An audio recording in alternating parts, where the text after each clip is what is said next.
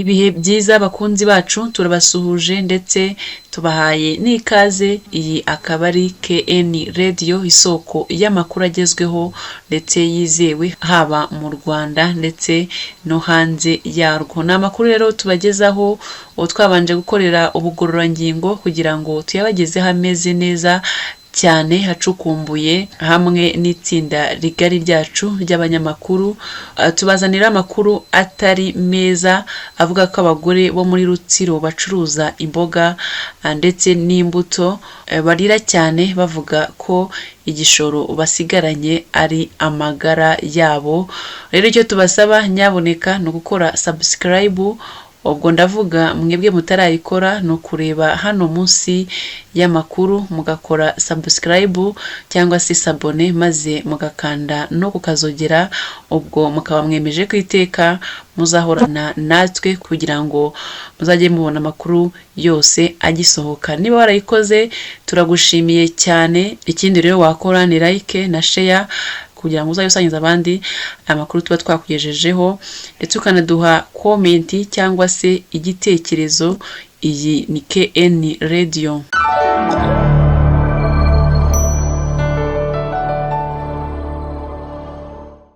Nongeye kubaha ikaze mu makuru yacu y'aka kanya. Ni amakuru mashya cyane ari kuvugirwa mu karere ka Rutsiro. Mbibutsa ko iyi ari KN Radio. Rero abagore bo muri Rutsiro bacuruza imboga n'imbuto baravuga ko igishoro basigaranye ari amagara yabo. Wakibaza ngo bimeze bite? Rero bamwe mu bagore bacuruza imboga n'imbuto mu isoko rito rya Gihango, aho rero ni mu karere ka Rutsiro, baravuga ko bagiye kuyoboka inzira yo kwicuruza kuko ngo igitsina ari cyo gishoro basigaranye inyuma ngo y'ibihombo bikabije ngo ari guterwa n'ubuyobozi bwabimye amatwi ngo ahubwo buza buje kubamenera ibyo bacuruza. Aya makuru yadashimishije na gato. Abagore batangaje mu kiganiro bagiranye n'itangazamakuru hari kuri uyu wa mbere washize itariki 8 z'ukwezi kwa 7 cyangwa se Nyakanga mu Kinyarwanda mwaka wa 2024. Bavuga ko rero ikibazo cyabo kimaze imyaka irenga 4 yose ubuyobozi bukizi ngo ariko bukaba butakitaho na gato, mbese ngo bwagiteye umugongo. Aba babyeyi rero batishimye na gato, bagaragaza ko ibibazo bafite bishingiye ku bihombo bahurira nabyo umunsi ku munsi bituruka ku byemezo ngo by'abayobozi babo nyine bagiye batandukanye muri ako karere ka Rutsiro, badakemura ikibazo cyabo ku buryo burambye ahubwo bahora babarerega. Umwe rero mu babyeyi bacuruza muri iryo soko rito rya Gihango witwa Uwimana ifashije Marie Jeanne avuga ko ubuyobozi ngo butabatabaye ngo barasubira mu buraya ngo kuko two bashoye mu bucuruzi bw'imbuto twashiriye mu bihombo ngo batezwa n'ubuyobozi bufata ibicuruzwa ngo bukabimena iyo nguye bajyaniye abakiriya inanasi ku mamodoka. Aba babyeyi rero bakomeza basaba ko ubuyobozi bwaborohereza bagakomeza kurengera ubuzima bw'abana babo ndetse n'ubwabo bwite kuko ari bo baba baje gukorera ngo babashakire ikibatunga, ariko kandi nabo ubwabo bikorera bashaka icyabatunga. Undi mubyeyi nawe rero wo muri iryo soko ry'imbuto rya Gihango witwa Nyirashimiyimana Asinati nawe yagize ati nibibazo bikomeye by'ibihombo. Urarangura inanasi gitifu umurenge akazimena, wahura n'abadaso bakazijyana aho bita kurwanya imirire mibi. Ibi byose byakomotse kububatse isoko bakarituzanamo ariko bagasiga bacuruza nk'ibyacu imbere y'amaduka. Twaratabaje turaruha, nyuma ubuyobozi bubasaba kuzana imboga n'imbuto mu isoko. Bwahamaze umunsi umwe gusa ntibwongera kugira icyo bubakoraho.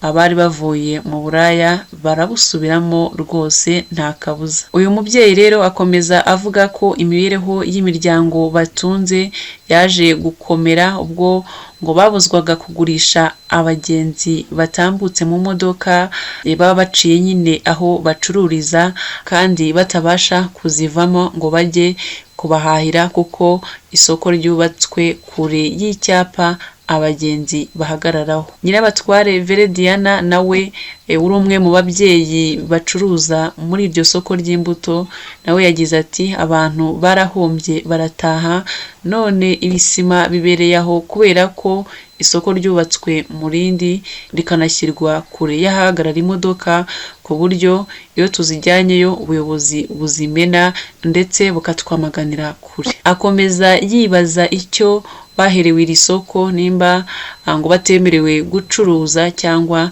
niba ngo hari uwatumye gitifu kujya abatwarira ibicuruzwa. Uyu mubyeyi ndetse n'akababaro kenshi yakomeje abwira itangazamakuru ko abana be babayeho nabi kuko ageze ubwo abura icyo kubaha dore ko yaranari mu nanasi z'ibihumbi 20 byonyine by'amafaranga y'u Rwanda akaba arizo yari yaranguye ataragurishaho n'iz'igihumbi na kimwe nk'uko abivuga. Umuyobozi w'akarere ka Rutsiro wungirije ushinzwe imibereho myiza umuganwa Marie Chantal avuga ko ikibazo kiri mu isoko bakizi gusa ntavuga rumwe nabo kubyo kubemerera kujya gucuruza ku modoka. Mu magambo y'uyu muyobozi w'akarere ka Rutsiro wungirije ushinzwe imibereho myiza yagize ati abacururizaga hanze ya butiki imboga n'imbuto tumaze nk'ukwezi tubasabye kubivanaho naho abajya gucururiza ku modoka ntibyemewe kuko biteza umwanda ku muhanda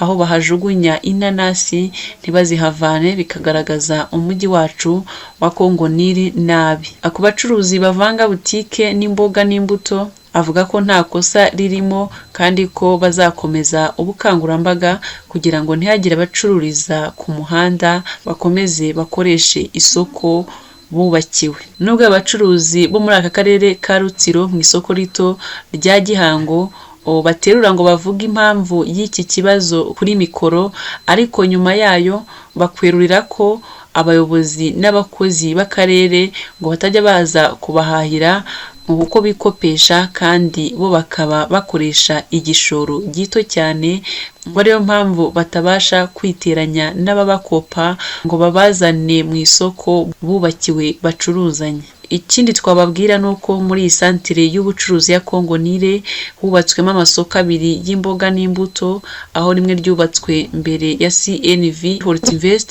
irindi ryubakwa na World Vision yanubatse irya Mushubati yombi akuzura atwaye akayabo k'amafaranga y'u Rwanda miliyoni 71 aho yatashywe mu mwaka wa 2022. Ndabashimiye cyane mwe tubanye muri aya makuru. Amakuru rero yacu nakagaruka mukomeze kubana natwe mukora subscribe, like, share ndetse na comment kugira ngo mujye mubona amakuru yacu. Mugire ibihe byiza cyane.